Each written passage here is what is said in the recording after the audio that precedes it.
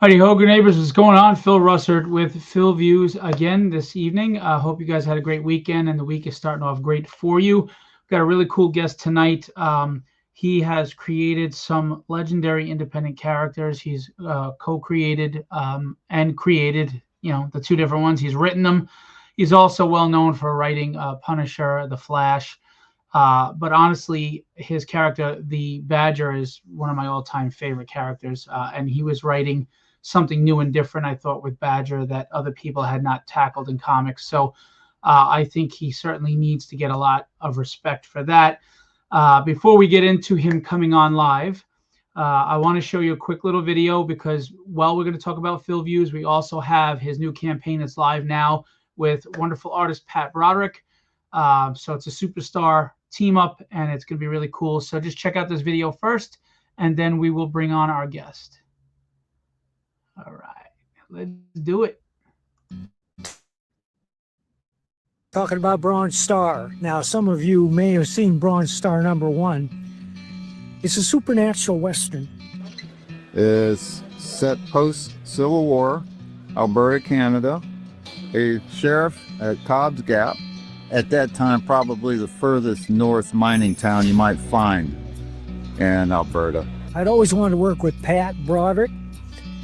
And I said, Pat, I'd love to work with you. And he said, Mike, I'd love to work with you. And I said, Pat, what do you want to draw?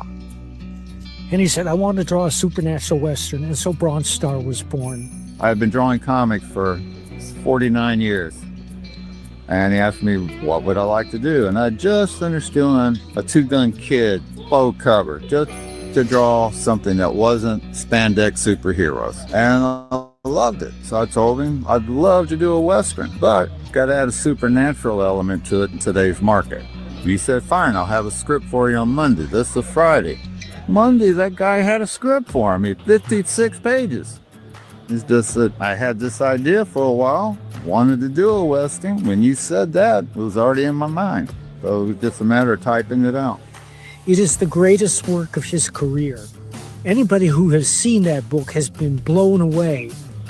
It's not my personality to say this way, but it's the best work I've done in my life.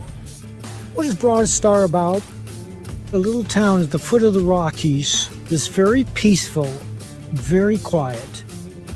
And the reason it's so quiet is because the sheriff has a unique problem. Once a month, he has to disappear for 3 days so he doesn't eat the townsfolk. That's right, he's a werewolf, and that's why it's called Bronze Star. Because he had to have a bronze star made to wear on his chest because he can't touch silver. It became Bronze Star 1, and it was a joy to do for every damn page. Bronze Star 2 continues that tradition. I've just finished our second one. Here's my artist Bible. I got to do some fun stuff. The monster in this one is the Wendigo. And the monster at the end of the book is the Ogopogo Serpent. Bronze Star 2 has 2 separate stories. Both involve supernatural creatures of the Northwest. I researched these stories very carefully, make them accurate, true to the legends. Worked on it for a year, poured my heart and soul into it, and I know that you guys are going to love it when you see it. We're launching this campaign on Halloween, appropriately. Reserve your copy today. Just go to bronzestarcomic.com.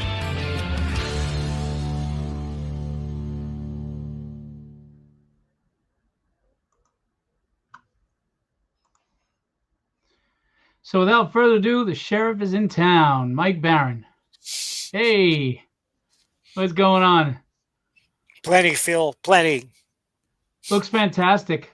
First of all, we're excited to be working with you and Chris. We're going to bring on a second. With a legendary character like Nexus, of course. But we also want to get into today your new Kickstarter, as you said, launched Friday. I'm going to bring Chris on first, who is of a Big Studios. who works with you and does the campaigns. Chris Braley, what's going on? How are you? Hey guys, glad to be here. Yeah, thanks for coming out. So Bronze Star looks really cool. Everybody loves werewolves, but we love twists. We kind of got an idea about it, but tell us how you came about with the idea of this and how you got a 56-page script in 3 days. Besides being a pro that you are. You know, when I get an idea, I start to think about it. I think about it all the time. I keep a pen and pad next to my bed at night because I'll often think of things in the middle of the night, and rather than lie there and let them bug me, I will just turn on the light for a minute and write them down. Then I can go back to sleep. But I'd met Pat about 9 or 10 years ago in San Antonio. We were at a con, and we just hung out together. We had a great time. And we admired each other's work, and I wanted to work with him since then. And about 3 years ago, just out of the blue, I saw that Pat was not drawing a regular book. I said, Pat, do you want to do something now? He said, yeah, I would. And I said, Pat, what would you like to draw? And I asked that of any artist I want to work with because I want to write to their strengths. And Pat said, I would like to do a Western, but it has to be supernatural. And I had this idea in my head for years that the sheriff was a werewolf, and that's why he couldn't wear silver, and so it's called Bronze Star. And that was the first book. We did the first book.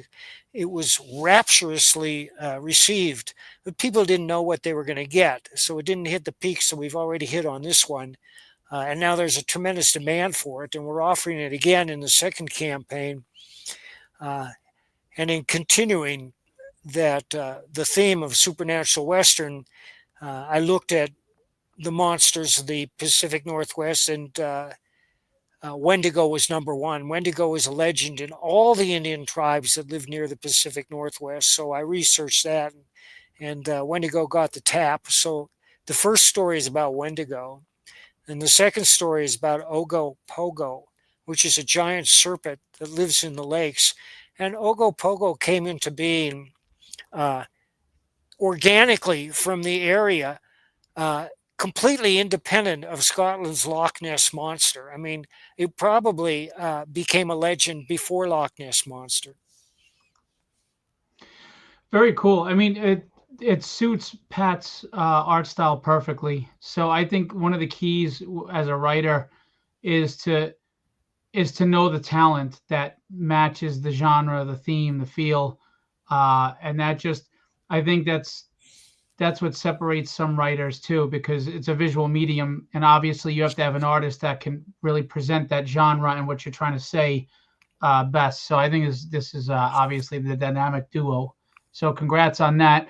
I dropped the links in there, and we're going to go back and talk about this more. We're going to show the campaign as well. But before we get back into the campaign, we want to talk with you and Chris about your union, your holy union here, and what you've been doing, and the awesome campaigns you've had for Nexus hardcover and everything, which has led to you. Chris and I have discussed it, and you had discussed it, and we agreed to distribute it. And really excited, very excited to have a legendary character and such a pronounced writer in the industry with us. And Chris has been obviously top-notch pro to work with, and we appreciate you. So tell us, Chris, a little about you and Big Studios and how you guys kind of form this Wonder Twin Powers here. I work on a blog that's kind of a thumb in the eye to Uncle Richie, and Mike visits the blog pretty regularly. So it's been around for about 8 years or so. And one day, Mike, I think he just sent an email. We've got comment sections and things like that. And I wasn't a huge Mike Barron fan. I've always been a comic book fan, but I'm more on the art side. So I'm like a John Buscema, John Byrne, the original John Severin. No. But just some of the Bronze Star and Bronze Age stuff. And so one day Mike sends me the cover art for Florida Man. And I said, man, this looks hilarious. I mean, just the cover, you've got Gary riding bareback on an alligator leaping over a sports car with a couple of babes, kind of squealing as the alligator's jumping over. And I said, this looks awesome. It had a great logo. And of course, Florida Man, everybody's heard the old internet meme, news stories about Florida Man or Florida Woman. And he said, my publisher isn't interested in it. He just he likes superhero stuff. And this was Dark Horse, the great Mike Richardson, who treated Mike and his co-creator, Steve Rude, very well with Nexus. But Florida Man wasn't a fit. And so I said, well, you ought to crowdfund it. And he said, why don't you help me crowdfund it? And so the union was born, and we did the Florida Man campaign. We did all right, didn't we, Mike? It was worth doing again. Let's just say that. Chris is my guru and life coach. Okay.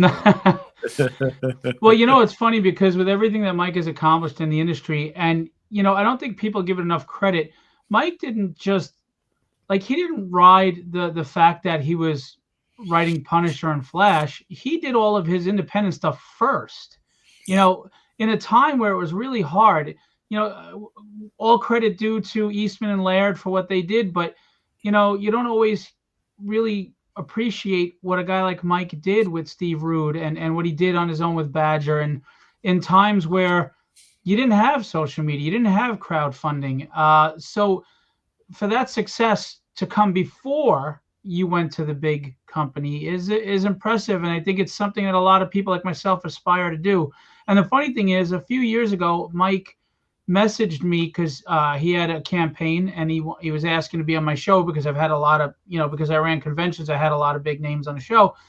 And he goes, I don't know if you know who I am. I'm like, of course I know who you are. What are you talking about? He's kind of humble guy, but I was like, of course I know who you are. Badger's one of my favorite characters. I just thought it was funny that he was so humble that, he asked me that. But very exciting. Writers, that's sort of the thing that happens, though, because so many, the comics medium is visual, right? Right. And now Mike does script sometimes with Stickman. I mean, he used to do that for Steve Rude for all the early issues. He would just draw the whole thing out panel by panel. And, but Mike, I still think that writers kind of get the short end of the stick. Now, Marvel and DC have propped up some of their writers and stuff, but I think that's still something that's prevalent today. And Mike is humble, but man, he just writes and writes and writes. When I first started talking to him about this Nexus stuff, because he's done some new Nexus books. We crowdfunded one before last year, Mike, or a year before, Scourge. We've got year before. Yep, got a couple more cooking. And he was like, I don't, he doesn't really want to go back and revisit that stuff. But man, so many of his fans love, like you said, Badger and Nexus. And I said, I really think, man, if we do a nice prestige reprint, because the last time Dark Horse did it was 10 years ago, 2015. And when Dark Horse did it, they did the trades, the smaller trades that are almost manga size, those Dark Horse omnibus, they're paperback. And then they did some hardcover archive editions, but they're still not as big as this omnibus as far as the dimensions of it, Right. And even those haven't been around since like 2013, 2014. So, and some of them are so expensive on the secondary market, And so, once I basically talked him into it, right, Mike, we said, okay, let's do this. And it's just been a huge success. I mean, I can't believe the response it was probably our best campaign ever. And, Mike's just been so hands-on and making sure everything's taken care of. And in the meantime, it's hopefully, well, I was going to say, in the meantime, it's hopefully prompted Mike and Steve to make their ownership of Nexus much more formal, because it's all been a series of handshakes and you do what you want, I'll do what I want, you print what you want, we'll print what I want. And it's so informal that now we're finally getting all those details buttoned up, because we're not getting any younger, and you got to worry about your legacy, and you got to take care of your stuff. And Mike Richardson giving them their property, basically their creation, back after First Comics was going under, and Capital and all that.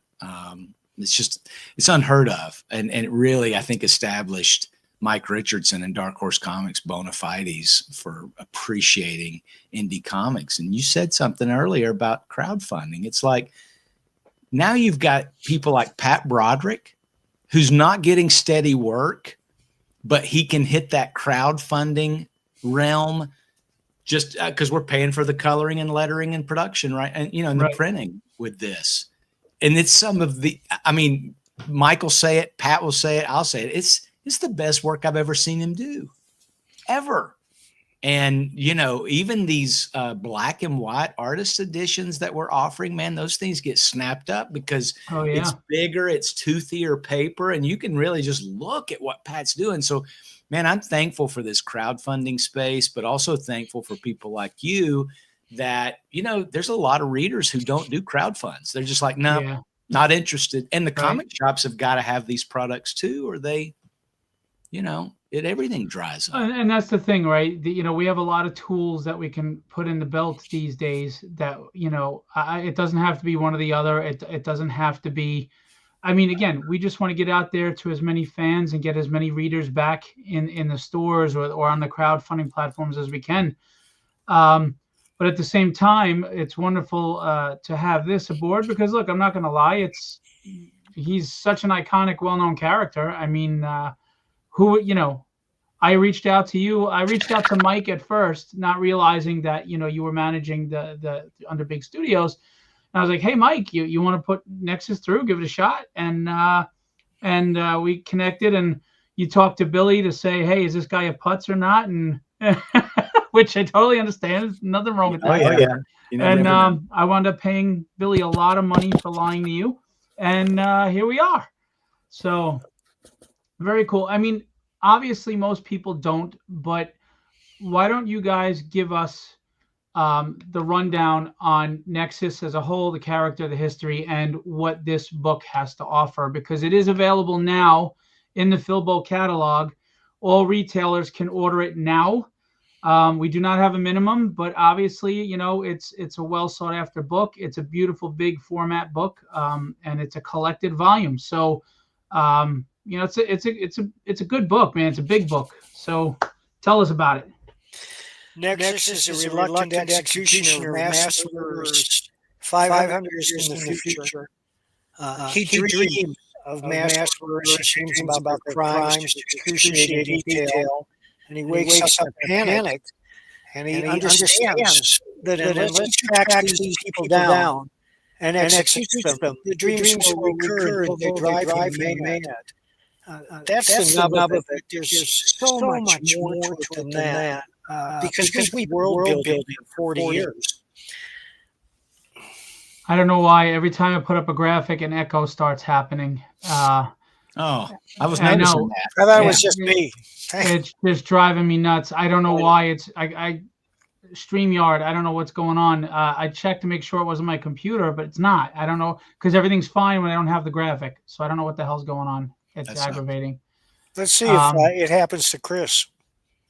No, Mike, go ahead and talk a little bit about Nexus again. I think I can pull up the graphic. Oh, all right. Well, it turns out that Nexus has been chosen as the champion of his race by an insane alien that lives in the center of the dead world in which he found himself. And there's a whole much more than that. His father was a Soviet-type commissar, the head of a planet called Vredic, and it was in open rebellion. And then Vredic and his father, the general, took his wife, who was pregnant at the time, and they fled the planet and they blew it up because, as an old saying, it's come from the Vietnam War. The only way to save the village was to destroy the village. And that was the general's attitude. The only way to save Vredic was to destroy Vredic. And he guided the book through the plane through a black hole, expecting to be crushed. But instead, he was spat out of a white hole light years distant around this strange planet called Ilum. And they landed, and they found that beneath the surface of Ilam was this huge infrastructure designed to support life, but there was nobody there. So they moved in. The father was depressed, the mother was depressed, and young Horatio grew up on his own, essentially. He had no parental guidance. The only guidance he had were these two phantasm creatures, Alpha and Beta, that appeared before him and spoke as to a child, because he was a child, not realizing that they were manifestations of the creature that lived in the center of the planet, that had chosen him to be the conscience of his race. When he went to these other planets, he would often find people in distress, people starving, people being tormented, and he would take as many of them back with him to Ilam as he could. And that's where the name comes from, Ilam. It's a shortening of the word asylum. So Ilam grew. They had these vast underground caves where thousands of people could live and did live, and they built cities down there, magnificent cities to mask the bare walls, miniature suns to grow the plants that they put down, and water machines to produce the water to suck it out of the ground and to feed everybody. So you have this magnificent, thriving civilization beneath the surface that a passing ship would never know. But word spreads. It spreads throughout the universe. It spreads throughout the galaxy. The way the United States broadcasts TV and radio and internet into the sky every day. And we've been doing this for 100 years. Earth is probably the loudest planet in our section of the galaxy. And the same thing happened to Ilam. And because of that, people who had no place else to go, and opportunists and capitalists said, well, this is a fresh market, or they'll feed us there, or let's go. That there isn't room for everyone. So this huge ring of ships has developed around Ilam. It's like Saturn's rings, only it's made up entirely of spaceships. And there are people living on board, waiting for their applications to be processed, hoping against hope that they can come down and live on Ilam. But Ilam, for all its achievements, it doesn't have room for them all. They're constantly digging out more space under the surface to make more space for the people who are coming. And some of the people who are in orbit, they try to bribe the inspectors. It's very difficult. Or else, they do conduct, Ilam conducts visits to all these ships to see who they are, because they don't want destroyers or pirates or bandits in circling the Earth, which is Ilam. And they conduct interviews with those people, and they will grant certain hardship cases. They can cut the line and get down there if it's a matter of life and death, and sometimes it is. But otherwise, you have tens of thousands of people circling Ilam in their spaceships waiting to be called. Good night, Mike. That was in depth. I'm so surprised. And tell us a little bit about Horatio himself, though. I mean, how did his first kill? What's his power? He can harness the power of his sun. It's almost omniscient, except for the fact that when he gets further and further away from a certain type of star, and it's the same type of star that we circle, it's an Earth-type sun, his powers diminish until he's far enough away. He has very little power at all. He can only do like magician's tricks, make a globe appear over his hand. That's it. But when he's close to that sun, he can do virtually anything. He can blast a rocket ship to pieces. He can reach out and grab a person and bring it to him. He can create sculptures in the air like artificial intelligence. When he goes through a black hole, every time he goes through a black hole, his power is reduced by 90%. However, if he comes out near an Earth-type sun, it pops right back. So it all depends on where he is, his relationship to those stars. You know, every time I'm talking about the indie scene, because, times are different now than they were then, right? We have a lot more quality independent books, because we're working with a lot of big names like Pat Broderick and things like that are more in the indie scene now. But I always bring up Nexus as an example. of not counting out independents, because without the independents, we wouldn't have Nexus, Badger, Concrete, Teenage Mutant Ninja Turtles, She, Strangers in Paradise, Astro City. So, and that's kind of, books like yours are the inspiration for trying to do Philbo distribution to where we can get independence in the spotlight, quality independence that hopefully some of us catch fire and we could be the next Nexus or whatever. And I think that's the beauty of comics, right?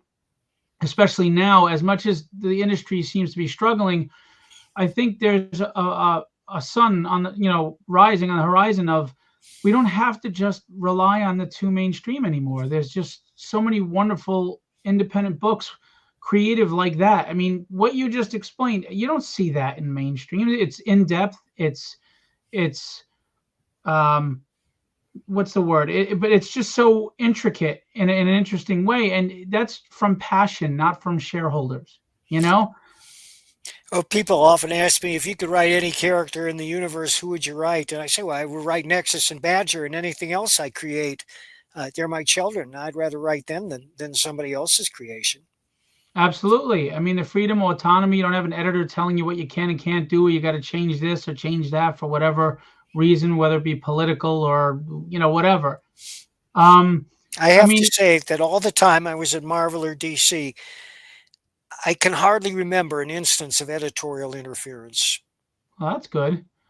That's good. Well, you were on the Punisher, so that wasn't a book that you probably wanted to PC too much, because then it kind of ruined the character, and you were on that first run. So my, how times have changed. It's funny too, because Mike, as serious as Nexus can be, and it can be serious and layered and very complex and all this world, but it's funny too, because it's almost like Doctor Who in many regards, because there is all this massive conceptual science fiction stuff, and of course he's a vigilante, he's killing people, right, that deserve it, but there's also all these moments of levity, and it's all complemented by Steve Rude's you can watch in this first omnibus, it goes, it's like 29 issues, right? So you got the first 3 that were in black and white, and then you got the next 26 that were in color. And you will watch Steve Rude go from, okay, this kid's got talent, to holy cow, this guy's awesome. It's like you will just see him get better and better and better. And what Mike was writing had to be making Steve work very hard. It had to. Well, all the science fiction elements, that whole world, the world building. I mean, it's not just world building; it's universe building. It's Well, and then the uniform is just simple. I think Mike, didn't you say put a lightning bolt on it and red goggles and off we go? And it's just it's iconic. I might get yelled at for saying this, but I remember when Valiant put out Solar, and I was like, what is that? That looks too much like, that's Nexus. What are they doing? That's like such a ripoff. Well, that we did a Magnus Robot Fighter Nexus crossover at Valiant. We should have done Solar, and Phil's point is that Solar's been around a lot longer than Nexus. That's true. Yeah. Because I wasn't introduced to it until the Valiant World, But anyway, so I've never met Steve Rude. I heard that he was a really, really humble guy as well, really nice guy. So he's the picture of humility. Yeah, and his work was incredible. I hope to meet him at a show someday. But what he's done on this is fantastic. I mean, even that cover we just showed, I'm afraid to pull it up and Echo starts. I'll show it again later. But it's just, well, I can show you some Steve Rude Nexus if you like. Well, I don't know what's going to happen if I share the screen, because it starts this echo nonsense. Oh no, this is from my my personal photo files, like that Florida man. That cover that you showed, Phil, that is the cover that Steve did for the first Dark Horse collected edition, right? So it's right. Number 1, but it's actually, he has done that painting over Paul Gulacy's original cover for the black and white issue 1. Oh, look at that. I know. Look at that. The coloring on that, and it's just phenomenal. He's just a master painter, really. Yeah. Steve is. And he's got And he said master painter, everybody. Yeah, that's right. And he's got an Alex Toth meets Jack Kirby kind of sensibility with his work. Just fantastic. Yeah. I think, though, that once Steve started painting the covers, that's when the production speed really slowed down. Wouldn't you say, Mike? Yeah, he luxuriates in the painting process. Well, you know, the thing though is, again, it goes back to what I said before. It's an artist. He's an artist that captured the feel. You get submersed into the world. You know, if you don't have the right artist, I think it affects you as far as how deeply submerged you get into the world that you've created. So, and obviously he complements that. So fantastic. The book right now is live. To be honest with you, we're going to have it in every live catalog coming up. So you don't have to go find it and reorder. It'll just be in the new catalog. So you can go check it out. It is 880 pages. No, it's 888. It says 880 in the catalog, but we added 8 more pages. Okay, there you go. Yeah, so my faux pas was correct. It's a massive hardcover. It's beautiful. It's, you know, if for whatever reason you didn't know about it, or maybe you never read indies growing up and you're like, you know what, I'm not big on what's out now. I want something new and exciting. This is a great jumping on point. Pick up this omnibus and get started on your journey. And then, you know, the other new stories that have been coming out with their crowdfunding, you can follow up with them and collect and get the whole story and really see what passion can do for comic books when you're writing through passion and creativity. It's obviously it's wholesale through distribution, so retailers will get your discount. There's no minimum, but pick them up while you can. And we're really excited. Really excited. They will be for release on December 17th, guys. So the FOC for this is November 1st. Was November 1st. I'm sorry. So, but again, it's in the new catalog as well. So if you missed that FOC, jump on board. As a matter of fact, if you place your orders for it now in time before we receive the books, you may even be able to get in on this delivery for December 17th. We do a monthly delivery to save on shipping for everybody. And just, you know, obviously our volume isn't the lunar volume right now, so it just makes sense to do a monthly shipment for everybody. Obviously, as we grow, that will change and we can get into weekly FOCs, etc. But anyway, so we're excited to have Nexus aboard. Yeah, I was gonna say you had a voyeur behind you there. Okay, and you were on camera. You want to come back? Do you want to come back? Phil, yeah, everything you said is on point. The books are being produced by the same company that. Oh, there's Chris. Okay, I'm brushing hello. my teeth. That's her cameo. 2 teeth. I'm brushing. Books are being produced by the same company that is currently producing Marvel's Omnibus line. So Nice. It's going to be, you know, the same size, same matching, same everything. Now, of course, that may not impress some people because, you know, there's always room for people to complain about anything. I have learned the internet has allowed us all to see that. But we really wanted it to be as professional and pristine as possible. And we've got 4 volumes planned. They're all going to be sort of in this same length. And collecting, you know, somewhere between 25 and 28 titles, same pricing.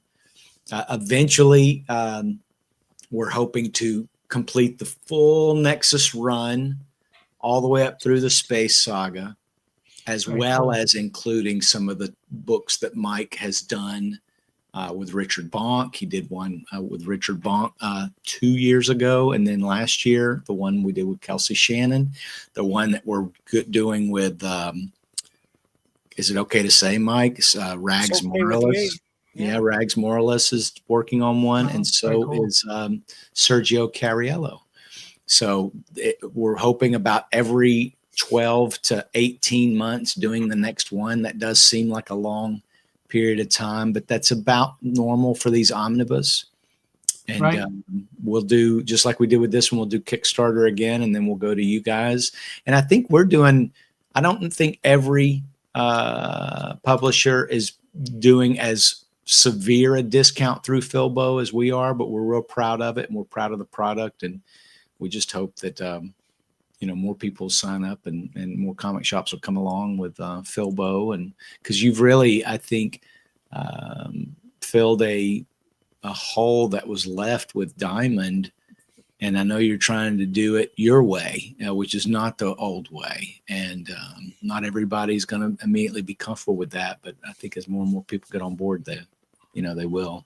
And what I like about it is that you're being more creator focused rather than it being more advantageous to the shops than to the creators too. Yeah, you know what it is I think it protects the publishers while being fair to the retailers. And I do understand the old model was more in favor of the retailers. So I do understand resistance in that respect. Yeah. But let's be honest, when Diamond lost the high volume, that model doesn't work. And I'm not even at the level that Diamond was when they lost the high volume. So it wouldn't be practical at this point. Again, my model can easily change depending on growth and direction, but what makes sense for everyone. In light of what happened with Diamond, unpaid invoices, publishers getting paid 3 months later, or even publishers not getting paid out and then their inventory being sold on them, I had to come up with a model that was fair for everyone.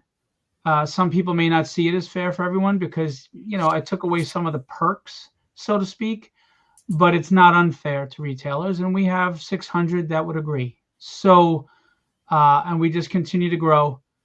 And I'm excited. And to be honest with you, I'm working on some things that I'm hoping will pan out and we'll announce that would be huge game changers. For those of you who don't know me, I'm a feisty Irishman. And I want this to succeed for everyone. Everyone. I really believe in the health of the industry. It's not just about my business or one person's business. It's about that rising tide that raises all ships, because at the end of the day, this is the greatest medium in the world. And it's produced some of the greatest writers as well, and artists. And I love it. And I want to see it thrive. And it's going through some tough times, but I think tough times bring about positive change. I hope to be part of that positive change, and we'll find out. And if not, I'll readjust. But I'm here to stay, and I'm here to work hard for everyone. And we appreciate everybody that's a part of this. It's a community, and I'm excited. Anyway, Dennis, what's up, buddy? Appreciate you saying that. Dennis has been a big supporter, and I appreciate him. And that's a man who's very intelligent and understands the industry. So I appreciate that support. Anyway, so let's get back to your campaign. I'm so scared it's gonna do the echo again, but I want to show the campaign. I do have another video I'm going to show real quick. You know what I might do? I might pop you guys off to show the video for a minute so it doesn't screw everything else. Just stay backstage briefly, okay? And I'll pull you right back on. All right. Sorry to do that to my guests, but StreamYard has been StreamYard. Okay, so let's check this out. Why is there no sound? All right, we're not checking this out. Hang on. Let's try this again. Stop screen. Share screen. I am not a tech guy, as you can tell. All right, here we go. The volume's on, and it's not playing volume. Why is it not playing volume? The volume's on. What the hell is going on here? All right. I don't know what's going on. The volume is on and it's not playing volume. Is it maybe on here? Audio on language. I don't know why it's not playing audio. It's literally on. What are you using? Are you using the Bronze Star address, bronzestar.comic.com? I was just playing it right off the Facebook message that you sent me of it. Try bronzestarcomic.com. No, I don't think that's it, Mike. What browser are you using, Phil? All right, never mind. Google, Chrome. Chrome. bronzestar.com. Comic.com. It's the same thing. It'll take you to the same place.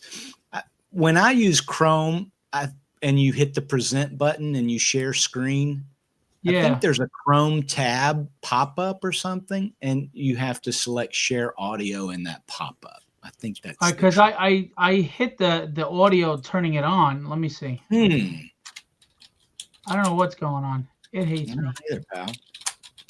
Also, oh wait, you know what?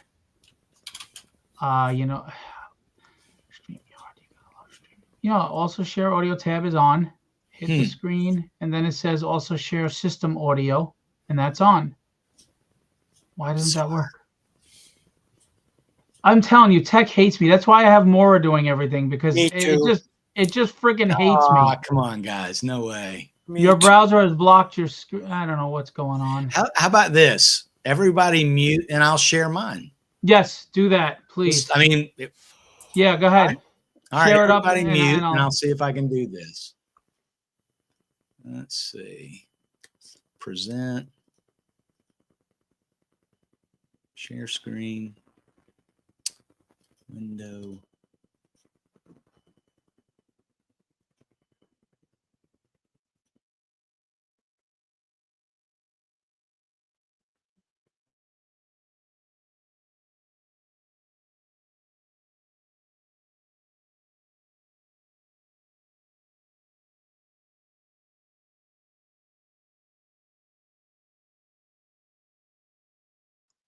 I don't know why there's no sound again, but at least you get to see some really nice animation. I don't know what's going on. You know, StreamYard charges a lot of money to suck like this. It's like the way of the world today, right? More money, less service. What do we got here?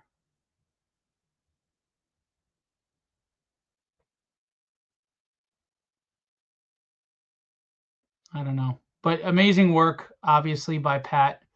And we know the writing is going to be great. So, again, Supernatural, Western, Bronze Star. He is a werewolf. I don't know why it did that. I don't know. That's crazy. Yeah. I know. At least you know it's not me. It's not my ineptitude. Well, let me see if I can hear it on my own here.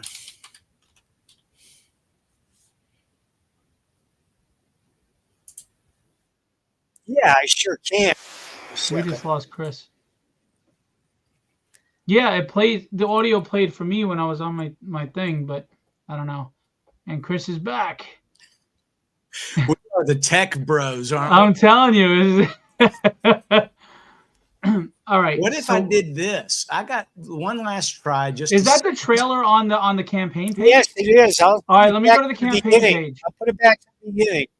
Ready? All right, let me go to the campaign page. I'm going to try to share the campaign page. Hang on.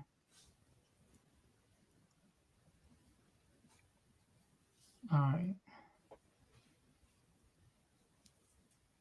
I put it you just take it from what I posted at the bottom of the screen. Yeah, look at that. All right, lawless, unforgiving. It's working.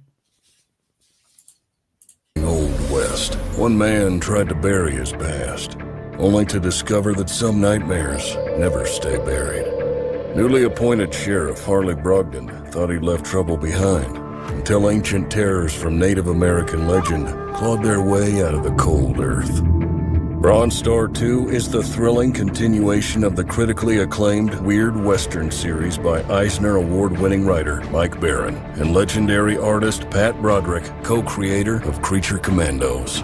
Return to Cobb's Gap, where every bullet fired is a deadly gamble, and every shadow may conceal an unimaginable horror. The legend rides again, deeper into darkness, into a series of hellish nightmares that will haunt you long after the final page.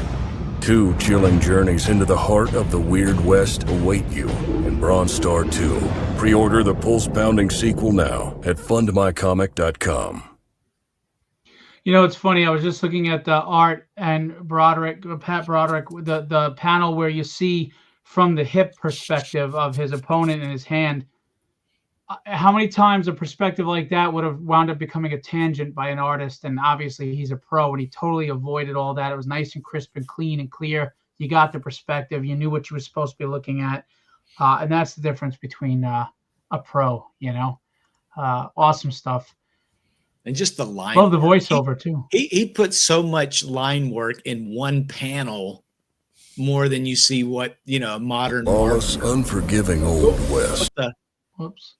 I was going to put up the page, but it automatically put on the trailer. Oh, you know what? I think, let me remove that. There you go. You should be able to do it. All right. I'm going to put up the page so I can show you show everybody the, we won't need audio if that's the case. Hopefully you won't have an echo. So 18,000, you're just at the precipice of $19,000 in 4 days, 283 backers. Oh, look, Mike has a following. Of course. That's awesome. Great to see. I mean, this is what we want to see, right? Independents getting the love and the respect. If you want to kind of briefly let us know, go over like what the tiers are and what the rewards are and what they can get. You want me to talk about it, Mike? Yeah. He's like, I'll tell the story. You talk about the campaign. All right, I hear echoes. I'm going to mute. Or I'm going to turn my speakers off. And anybody else can. Mike, if you want to mute your mic like that, I don't know.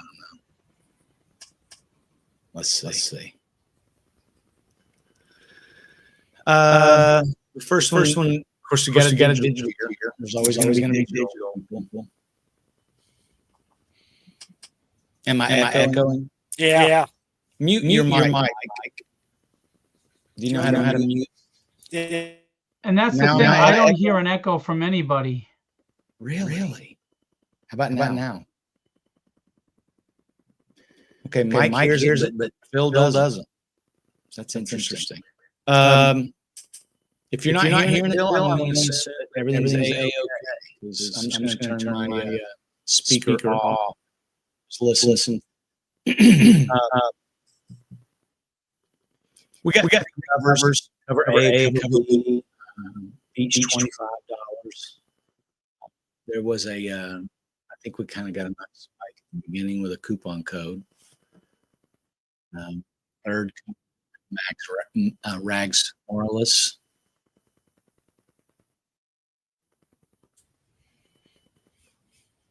I think you stopped echoing. I think what's probably the most exciting is that's the Rags cover. And you can see the cover's a little better further down. We're offering volume number 1 right there. It's a reprint, so it's a second printing. So the first one, there's the second one. Also got a little picture bundle. You can get cover A for both of them. There's all 3 covers right there if you wanted to look at those.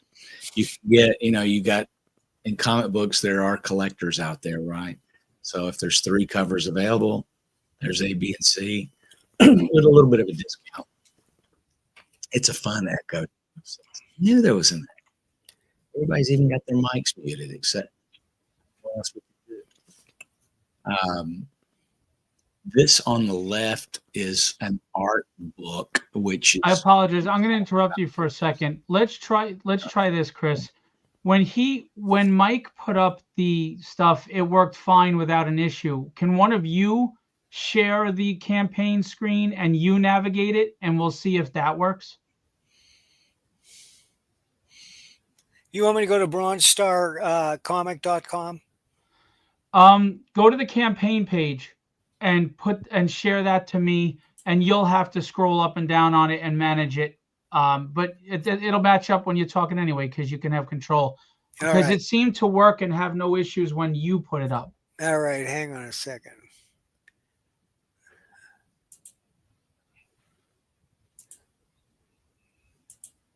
Damn you, StreamYard. You know, with the echo, you might want to do the Lou Gehrig. I got it. Let me know when you guys can see it and if it's echoing.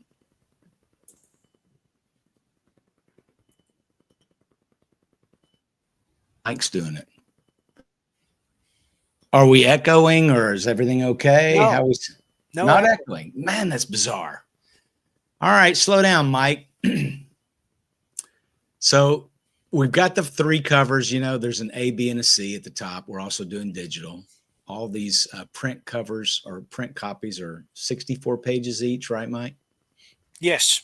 So there's 2 stories, same protagonist from the first volume, Harley Brogdon. And I'm not even going to tell anybody why he wears a bronze star, because that's a bit of a twist from volume 1, and there's a reason for it. But volume 1 is available there too. We're doing a second printing of it. For those that want to catch up, you can save $5 and get a copy of volume 1 and volume 2.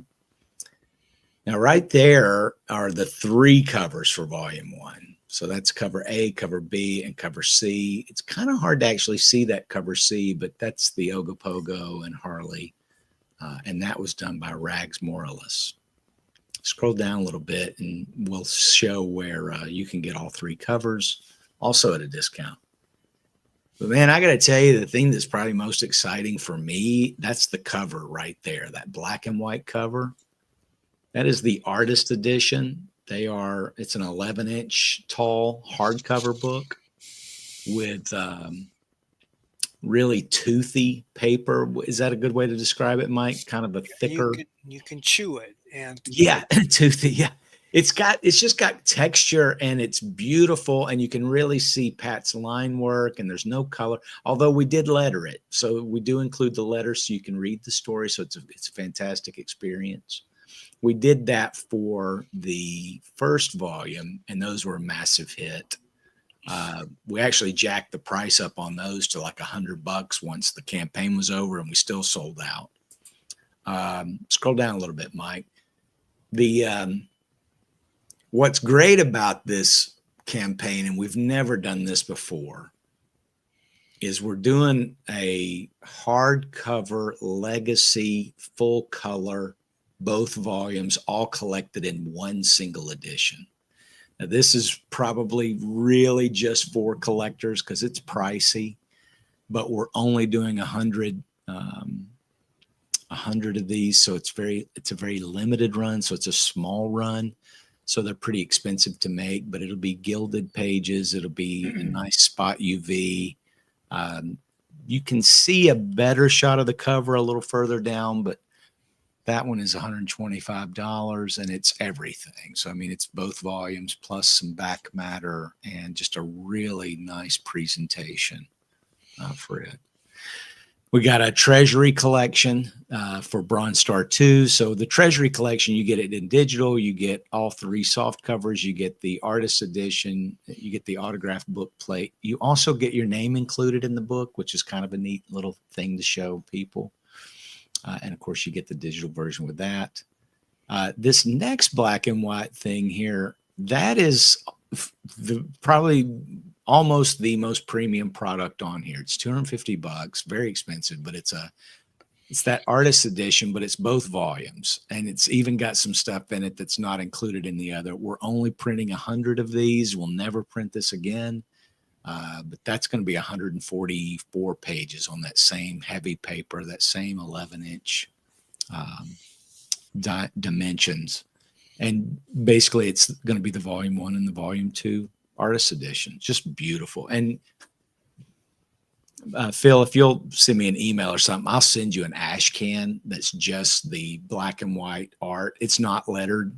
The ash can's not, but just so you can see it. Because, man, Pat Broderick, this is a passion project for him. And he is spending so much time doing every I mean, and you'll look at the background and you'll be like, did you really draw 18 horses back there? I mean, it's just like, he is so good. And so horses are like the bane of an artist's existence. Some artists. Yeah, for some, not Pat though. And so the most premium thing, it's the most unique thing that's on this campaign too, is if you'll scroll down a little bit, Mike, it's these masterpiece. This is the last 3 copies of the artist edition, which is that 11-inch hardcover. And it's the inside cover and the first page. And Pat has drawn, he's done 3 of these. They're all different. That's one of them. He has hand drawn and inked this piece inside the book. So it's that $100 masterwork artist edition from volume 1, which there's none left. There's none of these are left. And it's Pat's original art. So I don't know how you display it, but man, what a rare collector's gem. So those are expensive. We've only got 3 of them. I don't know if they'll sell, but I know on Black Friday, we're not moving from Fund My Comic, but we're launching a Kickstarter for the same campaign. And if these haven't sold on Fund My Comic by then, we're going to make them available over on Kickstarter. Very cool. Yeah, that's beautiful. Look at that. Go ahead.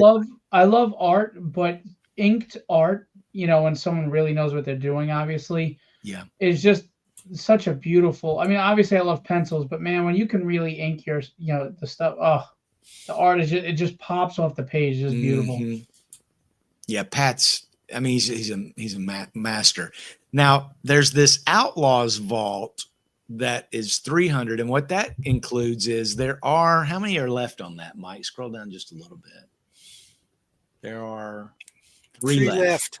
Okay, so in addition to the 3 masterwork drawn on the inside cover that we just talked about, these are the only 3 blank ones inside that we have. So with this you get everything. You get every version of Bronze Star 1 and 2 we've ever done, including both artist editions, but you don't get that legacy 100 print. So, and then I think at the bottom we have a retailer's bundle.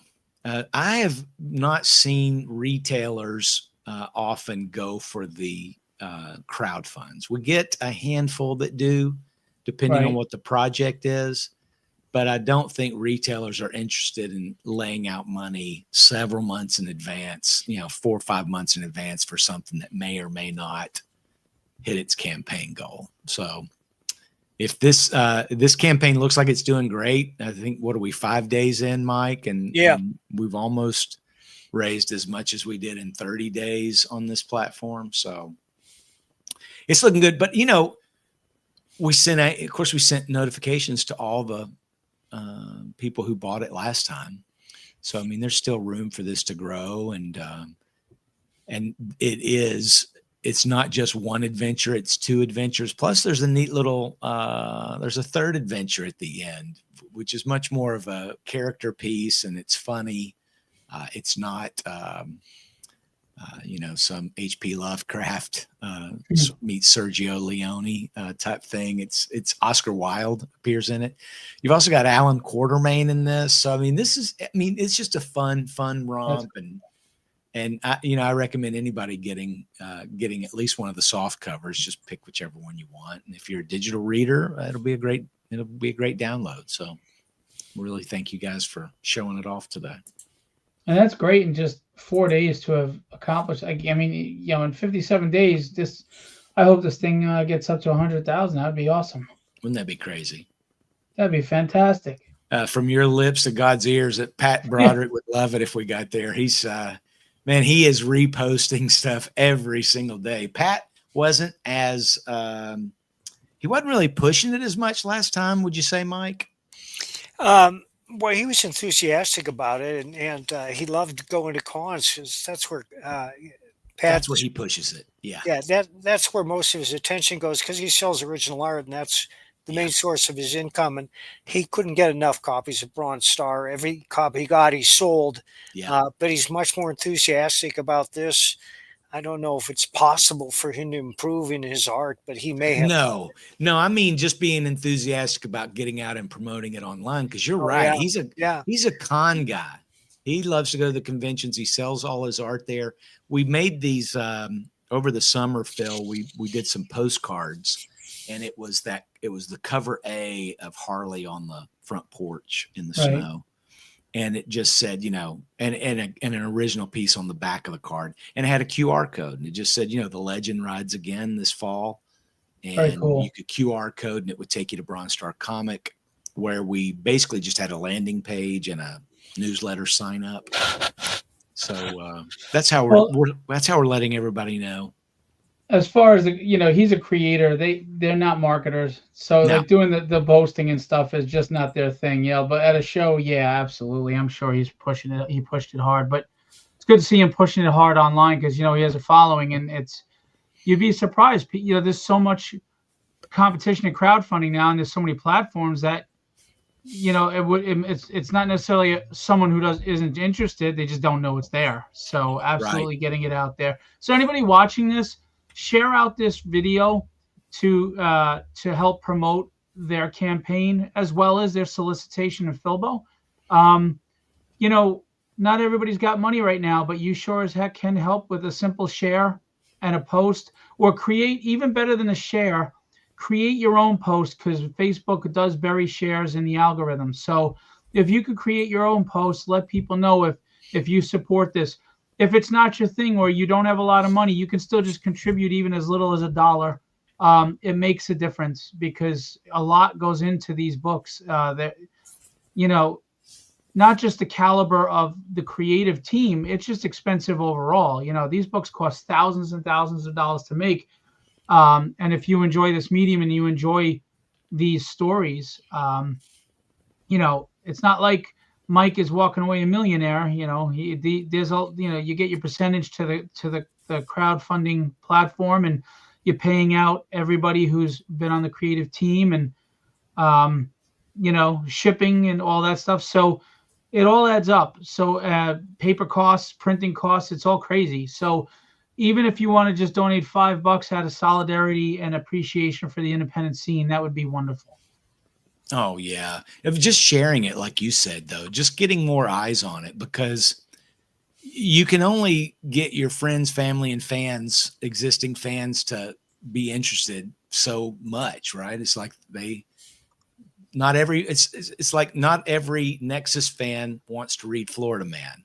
Not every private American fan wants to read Bronze Star, right? It's just not to their liking. It's like some people like chicken, some people like fish. But what I will say is, if you know what you're getting with Mike Barron writing, yeah, I'd give them all a try.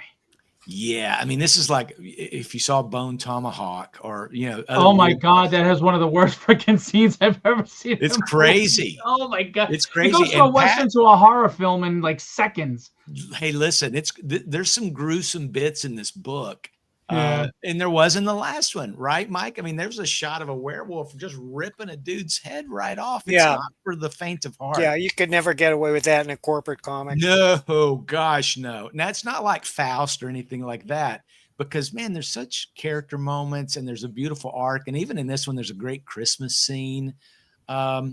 But just the art, when you will feel satisfied at the end. And I will tell you something about our production. These books, I know some people complain about paper quality or binding and all that. We do Smithsonian binding, so it's square bound, but you can lay that thing flat open. We do a nice paper, and it's a good product. It's a really good product. So I know we're charging a premium, but like you said, it's not just paper and production. You got to pay the colorist per page. You got to pay the letter per page, but shipping costs fluctuate. Paper prices fluctuate. It's nuts, man. It's a tough business. It really is. Yeah, but you know what? We love it, and we do it out of passion and spawning new legendary characters. So, we're going to wrap this up, but I just want to remind everybody that Nexus is available in Philbo. If you are a fan and you don't live near a retailer, you can easily fill out the form. We have an order form on the website, and you can mail it into we have online retailers, or you could, your store that maybe you, Midtown Comics, whoever, you could submit to them, say you want these books, and have them deliver. And right now, live, you can go to Fund My Comic, and you can go for Bronze Star 1 and 2 and get the entire story up to date so far. So these guys are killing me. Anyway, so Mike Barron, Big Studios, Chris Braley, go check them out. And if you like blogs, go check out Bleeding Fool, right? Bleeding Fool. Okay. That's the one. Bleeding Fool. Yeah. Again, we just love this community. I enjoy the passion that's behind it and people that are passionate about it. Appreciate what you've contributed so far, Mike. Look forward to what you continue to contribute. And anytime you want to come on and promote something, let me know. Thank you, Phil. Thank you. All right. Appreciate it. Real quick, I put it in the comments, but where can we find you? And just real quick, remind us, and then we'll let you go. I'm on X at Bloody Red Baron. I'm also on Substack, mikebaron.substack.com. And of course, baroncomics.com is where we have all the books that Chris has helped me to produce. Yeah, it's or you can also get there through Big Comics, big-comics.com. You can find me on X at Chris Brawley, and I'm on Facebook, but you have to send me a friend request. I've got enough friends, and man, I get some randos, bro. I don't have the bandwidth anymore, but I had a good time. And yeah, you can also send emails to the store at mike@baroncomics.com. Cool. All right, guys, wishing you the best of success. Really looking forward to working with you, and hoping that, Philbo can bring you even more success. Thanks, Phil. Thanks, Phil. Have a great evening, guys.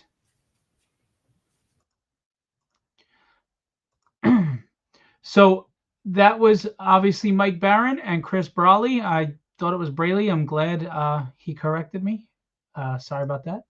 But Nexus is live in the catalog right now. We have the 2 cover versions available.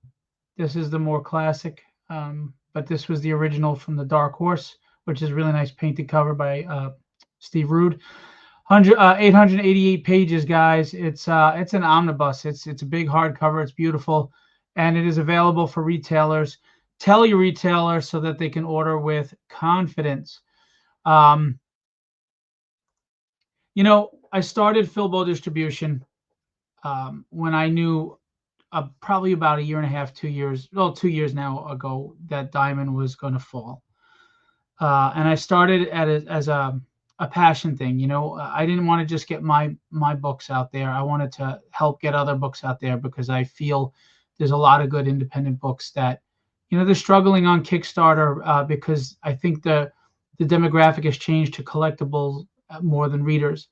And I watched their frustration. I listened to their frustration, and I knew direct market was tough. The money wasn't there for small people that weren't doing 20, 30,000 copies. So I wanted to come up with a model that could, in some way you could thrive, you could survive. At least even when the times are tough, you could keep putting your books out and you could make it. And retailers could get hold of new quality independent books for a market that I think is changing. It's changing. People are clamoring for new, exciting, different, not regurgitated storylines. And like when you look at Absolute Batman, even though it's still Batman, it's a new take on it. So people are looking for something new. They're looking for something different. They're looking for something exciting. And I think independents can provide that, because we have that freedom. Obviously, some people budgets are tight or whatever, and reach is tight. Now, I can't control their budgets, but I can help them as best as I can with direct market. So I started this not knowing what to expect, doing the best I could. I humble beginnings, but surprisingly, we're international. We're sold in Sweden, Germany, UK, Canada, Mexico, Australia, and hopefully the market keeps growing. I get to work with great independents, but also people that I've been following for 30 years that I really respect and appreciate their resumes, like Mike Barron, like Billy Tucci, like Marat Michaels, like Heavy Metal, like Antarctic Press, like Zenoscope, like Devil's Due. I'm very fortunate to be working with these people that have been mainstays in the independent scene for decades, and there is longevity there, and I hope to provide that for a lot. And for retailers that are on board, thank you. We appreciate you working with us. We know it's a new system. We know it's a little different, and it takes time to get used to it. We also know our website. We're changing to a new website because this one it's not as user friendly as I would have hoped. But we're new, so we're going through the motions and trial and error, and we figure things out. But one thing I can promise you is I will always under promise and over perform. We are working to always be better, thanks to Maura Powers, who does so much on that side of things to make things run. I couldn't do it without her. Literally, I couldn't. And thanks to the publishers that work hard. So I just, and I put up a post earlier. I just want to say this before I go. I know change is hard, and I know I'm coming out, and even though I've been in the industry for a while, running conventions and everything, a lot of you don't know me or didn't know me, and you're like, who the hell is this guy? And I get it. I'm okay with paying dues. I really am. I want to earn the trust of retailers. I just hope that they give us a try and continue to grow. We have I think just under 600, like 2 or 3 away, signups. And I know, a lot waited for the first fulfillment to make sure it went smooth. And I think we had like 2 or 3 damages that we dealt with. But for the most part, everything went well. And, there are going to be bumps in the road, and we appreciate those that are patient with us and grow with us. But that's the point, right? This is about growth. Growth, not just for Philbo distribution, but everybody that is counting on me to get them out to stores. And we want to grow together. And I just, there are some people that are scared. They're worried about the future, and they're worried about their businesses. And I understand that. But I guess I would ask, let's not be destructive with our fear. Let's be productive. Instead of trying to tear things down before they have a chance to flourish or fail, let's give them that chance. Because I know that if my model winds up not being the best model and not working, okay, I'll change it. We'll work on it. We'll make it work. But I hope you jump on board and you grow with me. Give it time. Give it a chance. You might just be surprised. There are some people that have their own agendas as to why they're resistant or do the things they do, and that's, there's always going to be grifters in any industry. You can't do anything about that, and that's just the way it is. But most retailers are and most people are, the good people that just, they want to keep their doors open and they want to survive. And I want them to also. I want retailers to succeed. And, we have a lot of retailers ordering from us that are succeeding. They are making money and they are happy. We have some people that this isn't lunar size orders, but they're doing $4,000 worth of orders with us every month. They're buying a lot of the titles and they're moving them. They're selling. So just give it a chance before we jump to conclusions or worry, because I promise you this, I always want to be part of the solution and never part of the problem. And at the moment that it shows, if it were to show that I'm not part of the solution, I will change it. I will make it work. But I guarantee you I'm not going anywhere either. So for those of you who wish I would, sorry, not going to happen. I'm a stubborn Irishman. So anyway, I love this medium. I love this industry. I love a lot of people in this industry. I respect a lot of people. There are a lot of people that hustle hard, and I get to work with them. And that's a privilege and a pleasure, no matter what frustrations I go through.